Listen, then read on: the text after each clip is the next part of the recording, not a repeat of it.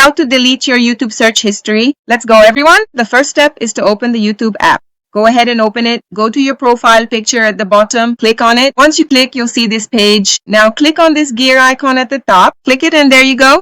To delete your search history, go to Manage All History, click it and wait for it to load. It won't take long. And here, guys, you're at the section where you can delete your history, okay? Notice that if you scroll down a bit, you'll see the history of videos watched today, okay?